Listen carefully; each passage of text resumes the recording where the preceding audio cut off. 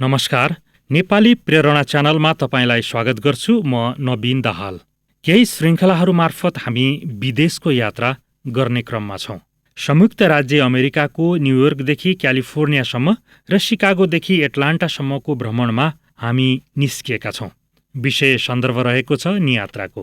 साहित्यकार लेखक चन्द्रकान्त आचार्यले 2073 सालमा रत्न पुस्तक भण्डार मार्फत प्रकाशन गर्नुभएको नियात्रा सपनाको देशमा पुस्तकभित्रबाट प्रस्तुत गरिरहेका छौँ। यही क्रममा अब आजको यात्रा प्रारम्भ गर्दैछौँ। नेपाल कहाँ छ? 18 जुन 2009 को दिन दिउँसो 2 बजेतिर म छोरा मोहितसँग बैंक अफ अमेरिकाको वासिङटन डिसी जर्ज टाउन शाखामा थिएँ। उसलाई बचत खाता खोल्नु परेकाले सम्बन्धित अधिकृतलाई भेट्न केही समय प्रतीक्षा गर्नु पर्यो। आरामदायी कौचमा बसेर त्यहाँ उपलब्ध कफी पिउँदै प्रतीक्षा गर्नु कुनै कठिन काम थिएन र अमेरिकी बैंकमा काम भइरहेको प्रक्रिया हेर्न पाउनु मलाई एउटा अवसर पनि थियो। आफ्नो काममा बसेका अधिकृत सम्बन्धित कामका लागि आउने मानिसहरूका समस्या बुझ्दै केही समय प्रतीक्षा गर्नुपर्ने भएमा त्यस्तो अनुरोध गर्ने र केही समयमा नै बोलाउँछु भनेर आफ्नो ठाउँमा जाने गरेका दृश्य देखियो। त्यस्तै प्रक्रियामा आफ्नो नाम लेखेर प्रतीक्षारत भएको अवस्थामा मोहितलाई पनि भेटेर एकछिनमा बोलाउँछु भन्दै अधिकृत गए र हामी कफी खाँदै कुरा गरिरह्यौं। धेरै बेरदेखि हाम्रो कुरा सुनिरहेकी एकजना महिलाले तपाईहरू कुन भाषामा कुरा गरिरहनु भएको छ भनेर प्रश्न गरिन्। नेपालको भाषा भनेर जवाफ दिँदा उनी अल्मलिन् र नेपाल कहाँ छ भनेर प्रश्न गर्न पुगिन्। नेपाल एसियामा पर्दछ भनेर मोहितले भन्दा पनि उनी अल्मलिएपछि तपाईलाई सगरमाथाको बारे प्रसन्न हुँदै उनले थाहा छ भनिन्। हामीले सगरमाथा भएको देश नेपाल हो भनेपछि उनको चित्त बुझ्यो र हामीलाई धन्यवाद दिइन्। मैले सगरमाथाको बारेमा कुरा गरेर नेपाल चिनाउने धेरै पुरानो सूत्र प्रयोग गरेको हुँ। हामीले लगभग 40 वर्ष पहिले सोभियत संघ पढ्न गएको समयमा सोभियतहरूलाई नेपाल चिनाउँदा त्यो सूत्र प्रयोग गर्थ्यौं। त्यति बेला विदेशीहरू सोभियत संघमा भर्खर आउन थालेकाले नेपालीहरू कम हुनु स्वाभाविकै थियो र मस्को अथवा किभका साधारण नागरिकहरूलाई नेपालको बारेमा थाहा नहुनु स्वाभाविकै लाग्दथ्यो। हामी उनीहरूलाई सगरमाथा भएको देश भनेर नेपाल चिनाउन पाउँदा गौरवान्वित हुन पुग्थ्यौं। तर अहिले त्यो समय छैन। अहिले वासिङटन डिसी, भर्जिनिया र संयुक्त राज्य अमेरिकाका अन्य विभिन्न राज्यका शहरहरूमा नेपालीहरू प्रशस्त मात्रामा भेटिन्छन्। पढ्न आउने विद्यार्थीहरू डिभी परेर यतै स्थायी बसोबास गर्ने र अन्य तरिकाले ग्रीन कार्ड र नागरिकता प्राप्त गर्ने नेपालीहरू संयुक्त राज्य अमेरिकाभरि छरिएका छन्। यस्तो अवस्थामा पनि वासिङटन डिसीका नागरिकले नेपालबारे जानकारी नपाउनु साह्रै दुःखद कुरा हो र त्यही 40 वर्ष पुरानो फर्मुलाले नेपाल चिनाउनु पर्दा हामीलाई गर्व होइन, हीनता बोध भयो। हामी जापानको बाटो भएर केही दिन त्यहाँ बसेर वासिङटन डिसी गएका थियौं। टोकियोको नारिता एयरपोर्टमा उर्लेर त्यहाँबाट नारिता एक्सप्रेस रेलमा हामी सिनागावा पुगेका थियौं र कोबे जाने बुलेट ट्रेन भेट्टाउन कता जानु पर्ला भनेर अल्मलिएको समयमा स्याङ्जाका एकजना नेपाली भेटेका थियौं। त्यसपछि भतिजहरू विष्णु र प्रकाशका परिवारसँग केही दिनको जापान बसाइमा धेरै नेपाली भेट्यौं र भारतीय रेस्टुराँ भनी साइनबोर्ड राखिएका नेपालीका धेरै भोजनालयहरूमा खाने अवसर पनि पायौं। हामी हिरोसीमा गएको बेलामा एकजना बर्मेली युवतीले हामीलाई तपाईहरू नेपाली हो भनेर सोधेकी थिइन्। उनका धेरै नेपाली साथी भएकाले हामी नेपाली भनेर अनुमान गर्न उनी समर्थ भएकी रहेछन्। यसरी जापानमा धेरै नेपाली भएको हामीले अनुमान गर्यौं भने वासिङटन डिसी पुगेपछि यस्ता आकस्मिकता धेरै भेटिए।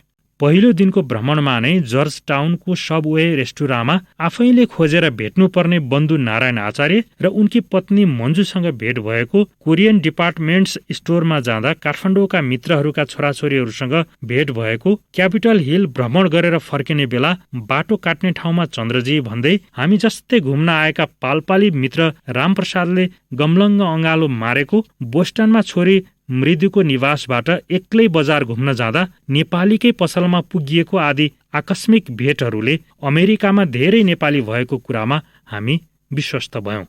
यी कुराहरू प्रस्तुत गर्नुको तात्पर्य अहिलेसम्म विश्वका कुना कुनामा नेपालीहरू प्रशस्त मात्रामा पुगेका छन् र संयुक्त राज्य अमेरिकामा त झन बढी छन् भन्नु हो। यति धेरै नेपाली त्यहाँ भइसक्दा पनि नेपाल कहाँ छ भनेर अमेरिकीहरू प्रश्न गर्दैछन् र हामीले उही 40 वर्ष पुरानो जवाफ दिनुपर्छ भने हामीले कति प्रगति गरेका रहेछौँ भनेर सोच्नुपर्ने अवस्था आएको छ। कुनै पनि कुराको मात्रा र गुणात्मकतामा दुई पक्ष हुन्छन्।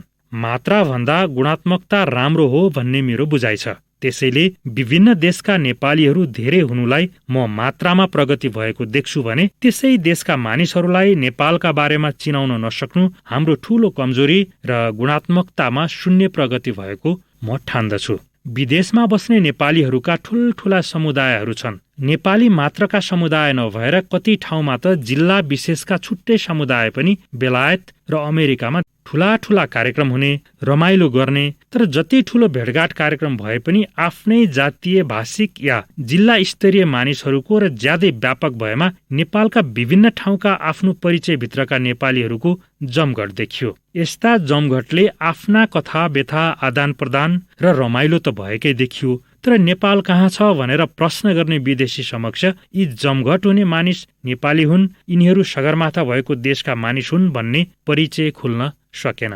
वाशिङटन डीसीको केन्द्रमा रहेको नेशनल मलमा स्मिथसोनियन इन्स्टिट्युसनका संग्रहालयहरू छन्। त्यहाँ फेयर ग्यालरी अफ आर्ट र स्याक्लर आर्ट ग्यालरी सँगसँगै छन्। यी दुवै एक हुने प्रतीक्षामा छन् र यी दुवैमा दक्षिण पूर्वी एसियाका कलाहरूको संग्रह छ। फेयर आर्ट ग्यालरीमा art of Indian subcontinent भन्ने दुईटा कोठामा बुद्ध र अन्य हाम्रा देव देवीका मूर्तिहरू छन्। ती सबै भारतका विभिन्न भागबाट ल्याइएकाले नेपालको नाम कहीँ हुने कुरा भएन। त्यहाँ बाहिरको कोठामा रहेको नक्सामा नेपाल लेखिएको भए पनि भित्री कोठाको सबैले देख्ने ठाउँमा रहेको ठूलो नक्सामा काठमाडौँ लेखेर एउटा थोप्लो देखाइएको छ। नेपालको नाम नै छैन, जसले गर्दा कसैले हेरेर काठमाडौँ भारतमा पर्ने रहेछ भन्ने अनुमान गर्न सक्छन्। अर्को दिन पुनः स्याक्लर संग्रहालय भ्रमण गर्दा त्यहाँ रहेको दक्षिण एसिया सम्बन्धी कोठामा बुद्ध भगवान र देव देवीका मूर्तिहरू मध्ये एउटामा नेपालको नाम लेखिएको भैरवको मूर्ति भेटाउन सकियो। त्यहाँ प्रशस्त मूर्तिहरू थप्न र नेपालको नाम थप्न सकेमा राम्रै हुने थियो। उक्त संग्रहालयहरू वाशिङटन मोनुमेन्ट र हेलोकास्ट मेमोरियल म्युजियमको नगिचै र त्यहाँबाट क्यापिटल हिलतिर जाने बाटोमा भएकाले दिनमा 10,000 पर्यटकले भ्रमण गर्ने हुँदा त्यहाँ नेपालको नाम थप्न सकेमा विदेशीहरूलाई नेपाल चिनाउने कार्यमा एउटा इँटा थपिनेछ भन्ने मात्र आशय हो। तर अरू विशेष कार्यक्रमहरू गरेर नेपाल चिनाउन सरकारका तर्फबाट र त्यहाँ रहने मित्रहरूले प्रयास गर्नुभएकै होला भन्ने आशा छ। भविष्यमा विदेशीहरूबाट नेपाल कहाँ छ भन्ने प्रश्न उठ्ने छैनन् भन्ने आशा छ। साहित्यकार नियात्राकार चन्द्रकान्त आचार्यको कृति नियात्रा संग्रह सपनाको देशमा यो पुस्तकभित्र रहेर यात्रा गरिरहेका छौँ। यही पुस्तकमा अर्को नियात्रा छ। डीसी मेट्रोमा दुर्घटना भएको त्यो क्षण 22 जुन 2009 को बेलुकी 6 बजेको समय थियो। वाशिङटन डीसीको मध्यभागमा रहेको मेट्रो रेड लाइनको स्टेशन डुपन्ट सर्कलभित्र म, निर्मला र मित्र होमराज आचार्य पस्यौं। हामी वाशिङटन डीसीमा अवतरण गरेको केही समयपछि नै होमराज आचार्य र उनकी अमेरिकी पत्नी शार्ली आचार्यद्वारा मेरील्यान्डको सिल्भर स्प्रिङ स्थित उनीहरूको घरमा खाना खाने गरी जान निमन्त्रित थियौं र त्यो साइत जुरेको सोमबारको बेलुकी हामी सिल्भर स्प्रिङ जाने मेट्रो रेल चढ्न पुगेका थियौं। म मेट्रो रेल चढ्न अत्यन्त अनुभवी व्यक्ति। 18-19 वर्षको उमेरदेखि 5 वर्ष पुरै मस्कोको मेट्रो रेल चढेर विद्यार्थी जीवन बिताएको हुँदा विश्वका कुनै शहरको मेट्रो चढ्दा मलाई असजिलो होइन, रमाइलो लाग्छ। त्यसमा पनि सन् 2003 को जुन जुलाईमा लन्डनको मेट्रोमा धेरै भ्रमण गरेको र केही समय फ्र्याङ्कफर्ट र पेरिसका मेट्रोमा घुम्न पाएको मेरो अनुभव छ। सोभियत संघको सहयोगमा कलकत्तामा निर्मित मेट्रो चढ्ने अवसर गत वर्ष प्राप्त हुँदा मस्कोको 20 वर्षे जवानीको स्मरण भएको थियो। यो सबै इतिहास यहाँ बखान गर्नुको तात्पर्य मैले कहिल्यै नभोगेको कुरा डुपन्ट सर्कलमा देखिएकाले हो। सबै मेट्रो भ्रमणमा मानिस भित्र पस्ने बित्तिकै ढोका बन्द हुन्थे र रेल तीव्र गतिमा कुदिहाल्थे। तर यहाँ त हाम्रा बस स्टपहरूमा समय भएपछि पनि बसहरूले यात्री कुरिरहे जस्तै गरेर रेल उभिरह्यो र मानिसहरू भित्र पस्दै रहे। पस्ने समयमा सिट एकै ठाउँमा नपाएर हामी 3 जना 3 तिर बसेकाले किन यसरी रेलले ढिला गरेको होला भनेर साथी होमराजसँग सोध्न मिलेन र मैले यात्रीहरूका अनुहार पढ्ने समय पाएँ। यहाँ आतुरता, अधैर्यता र आक्रोश कसैका अनुहारमा भेटिएन। निश्चिन्त भएर किताब पढिरहने या मोबाइल फोनमा व्यस्त रहने गरेर यात्रीहरूले समय बिताउँदै गर्दा रेल पनि बल्ल तल्ल गुड्न थाल्यो। रेलगाडी छुटेपछि एनाउन्समेन्ट भइरह्यो, तर कुन स्टेसनमा पुगेर के गर्ने भन्ने निर्देशन मैले स्पष्ट नबुझेकाले त्यो कुनै खास गन्तव्यका यात्रीहरूका लागि होला। हामीलाई सम्बन्धित भएका कुरामा अमेरिकाका स्थायी निवासी साथीले भनिहाल्नेछन् भन्ने सोचेर रेल निकै मन्द गतिले चल्दा पनि मैले चिन्ता लिइन र समय मिलेकाले अमेरिकी जनजीवनका बारेमा अनुमान गर्न यात्रीहरूका अनुहार पढ्दै रहे। छिटो छिटो अर्को स्टेसनमा पुगिने परम्परा यहाँ कायम भएन। ढिलै गरेर भए पनि रेलगाडी अर्को स्टेसनमा पुगेर रोकियो र सिट खाली भएकाले म साथी होमराजसँग बस्न गए। अनि मात्र केही समस्या परेको र हामीहरू सिल्भर स्प्रिङसम्म पुग्न नसक्ने कुरा अवगत भयो। कुनै समस्याले गर्दा रेल ढिला भएकाले 6-7 मिनेटमा पुग्नुपर्ने रोड आइल्यान्ड भन्ने स्टेसनमा गाडी आधा घण्टामा पुग्यो र सबै यात्रीहरूलाई अलपत्र पारेर त्यहीँ रोकियो। अब कता जाने के गर्ने भन्ने कुरा केही थाहा नहुँदा हामीहरू भिड जता जान्छ त्यतै लाग्यौं। यात्रीहरूलाई बाहिर गएर सटल बस चढ्ने निर्देशन दिइयो। हामी पनि अरूहरूसँगै बसको खोजीमा हिँड्यौं। बस स्टपमा त्यहाँबाट निस्कने सम्पूर्ण यात्रीहरूको भिड थियो र सबैलाई बसबाट आफ्ना गन्तव्यका मेट्रो स्टेसनसम्म पुर्याइदिने आश्वासन पाइयो। तर कति बेला त्यो अपार जनसागरलाई कतिवटा बसले भ्याउने र कति बेला आफ्नो गन्तव्यमा पुर्याउने। जे होस्, धैर्यता र सहनशीलता अमेरिकीहरूमा अत्यन्त धेरै हुने रहेछ र कुनै किसिमको आतुरता बिना मानिसहरू लामो समयको प्रतीक्षामा बसे भने छिटो पुग्नुपर्नेहरू अरू उपाय गरेर त्यहाँबाट हिँडे। एकैछिनमा साथीको फोन बज्यो। ए मोनिका, हामी सँगै छौं, अलिकति समस्या परेकाले हामी केही ढिलो घर पुग्छौं, निश्चिन्त रहनु भन्ने साथीको उत्तर सुनेपछि छोरी मोनिकाले फोन गरेको बुझियो र उनी निश्चिन्त बस्छिन् भनेर हामी ढुक्क भयौं। हो, उनलाई यस उत्तरले साँच्चीकै राहत मिलेको रहेछ, अन्यथा उनी चिन्ताको महासागरमा रुमल्लिएकी रहेछन्। अस्पतालबाट काम सकेर घर फर्किँदा बाबा आमा होमराजसँग गएकाले बेलुकी घुमाउन लैजाने काम थिएन र उनी बेफिक्रीसँग सोफामा आराम गर्दै टिभी खोल्न पुग्छिन्। तत्कालै BBC ओल्ड सर्भिसबाट ब्रेकिङ न्युज प्रसारण गरिन्छ। वासिङटन डीसीमा मेट्रो रेल दुर्घटना। ओहो, के हो, कुन लाइन पर्यो? उनमा त्रास सहित उत्सुकता जाग्छ। हो, रेड लाइन नै पर्यो। सिल्भर स्प्रिङ जाने मेट्रो चढेर बाबा आमा गएकोमा ढुक्क परेकी छोरीलाई बीबीसीले घचघचाइदियो र अत्तालिँदै समाचार हेरिरहन्। 2 जना यात्री मरिसके, कयौं सिकिस्त र घाइते छन्। समाचार अघि बढ्दै रह्यो भने मोनिका अब के गर्ने भनेर मोबाइल समात्न पुग्छिन्। मेट्रोभित्र कहाँ कुरा हुन सक्छ र? त्यसमा पनि कहाँ हो, त्यही रेलमा पो हो कि मनले जहिले पनि अनिष्ट नै भयो कि भनेर अन्तिमतिर सोच्न थाल्छ। त्यसैले के गर्ने भन्ने अत्याहतमा बल्ल तल्ल होमराजको फोनमा क्लिक गर्दा उत्तर आउँछ र उनी प्रसन्न भएर फोनमा नै BBC समाचारको बेलिविस्तार लगाउन थाल्छिन्। ए, त्यस्तो भएछ? बल्ल डराउन थाले साथी। म र निर्मला अचम्म मान्दै डरलाग्दो समाचार सुन्ने प्रतीक्षामा रह्यौं। त्यसै पनि कुनै ठूलो घटना भएको कुरामा हामी आशंकित नै थियौं। टाकोमा स्टेसन पुग्न लागेको बेलामा 2टा रेल जुधेछन् र धेरै ठूलो दुर्घटना भएछ भन्ने कुरा थाहा भयो। अब हामी कुनै बसमा चढेर त्यता जान पाउँछौं कि पाउँदैनौं भन्ने सन्तासको वातावरणमा रह्यौं। तत्कालै अर्कातिरबाट शार्ली आचार्यको फोन आयो। BBC समाचारको कुरा र 6 जनाको मृत्यु भइसकेको तत्कालको समाचार समेत उनले सुनाइन्। जानु छ हामीलाई त्यही टाकोमा हुँदै सिल्भर स्प्रिङ र त्यहाँ भन्दा पनि अघि होमराज आचार्यको घर। त्यहाँको भीषण दुर्घटनाको खबर BBCबाट प्रसारण भइरहेको छ। त्यो भूमिगत रेलको सुरुङ, त्यसमा डरलाग्दो किसिमले रेल प्रवेश गर्दा कतै बीचमा नै रोकिए के हुन्छ होला आदि अनेक डरलाग्दा प्रश्न मेरो किशोर मनमा मस्कोमा उठ्ने गर्दथे। त्यसपछि धेरै मेट्रो रेलहरू चढियो, तर कहिल्यै ती डरलाग्दा सुरुङमा डरलाग्दा घटना भएनन् र अन्य कतै मेट्रो रेल दुर्घटना भएका कुरा पनि सुनिएनन्। तर आज जीवनमा पहिलो पटक वासिङटन डीसीको मेट्रो स्टेसनभित्र पस्न लाग्दा मन अचानक डराएको थियो। कति अग्लो भर्याङ, कति धेरै गहराईमा स्टेसन रहेछ। स्टेसनमा झरिसकेपछि पनि कति ठूलो सुरुङ जस्तो लाग्यो। स्टेसनभित्र अलि कलाकारिता त पुगेको र अलि रमाइलो वातावरण नभएको सुनसान ठाउँ लागेर मन निराशिलो भएको कुराले दुर्घटनाको संकेत गरेको रहेछ भन्ने लाग्यो। जे होस्, बस चढ्न पाइयो। त्यहाँ धेरै ठूलो भिड थियो। अनुशासित तरिकाले लामबद्ध हुने परिस्थिति थिएन। त्यसैले जसरी तसरी बस चढ्नु नै श्रेयकर सम्झ्यौं र अघि बढ्यौं। धेरै हतारिएर अघि जान खोज्नेलाई बाटो छाडिदिने अचम्मको सदाशयता त्यहाँ देखियो र पछि पर्नेले खुसीसाथ अर्को बस कुरिरहे।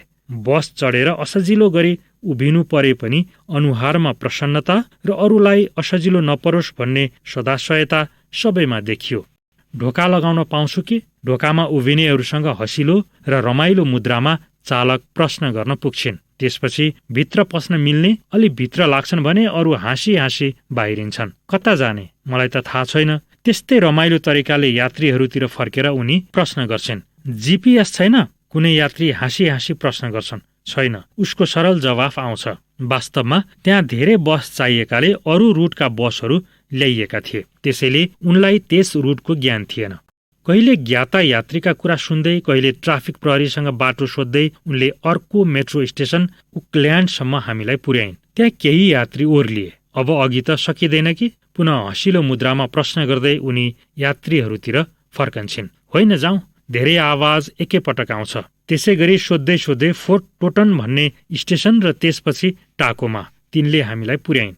यिनै दुई स्टेशनको बीचमा हामीभन्दा केही पहिले जाने यात्रीहरूले ठूलो दुर्घटनाको सामना गर्नु पर्यो। अब उनले बस अघि बढाइनन् भने हामीलाई लिन सार्ली आचार्य त्यही आइपुगिन्। धेरै दुःख लाग्दो कुरा भयो, तर तपाईहरू अलि ढिला गर्नुभएकाले पर्नु भएन। खुसी छु भन्दै उनले हामीलाई आफ्नो गाडीमा स्वागत गरिन् र 6 बजे पुग्नुपर्ने मेरील्यान्डको सिल्भर स्प्रिङ स्थित नेपाल सम्झाउने आचार्य निवास हामी 9 बजे मात्र पुग्यौं। नेपाली कलाले सिँगारिएको वरिपरि रुखैरुख र पछाडि करेसा बारी समेत भएको त्यस निवासमा नेपाल सम्झाउने धेरै चिज थिए। साहित्य र सामाजिक क्षेत्रमा धेरै लगानी गरेका होमराज आचार्य दम्पति र 13 वर्षकै उमेरमा कम्प्युटर प्रविधिमा धेरै दखल हासिल गरेका पुत्र शिव, अमेरिकन नाम डेनियल सँग रमाइलो साँझ बिताएर हामी छोरी ज्वाइँको निवास जर्ज टाउनको म्याक्थर बुलेवार्ड फर्केका थियौं।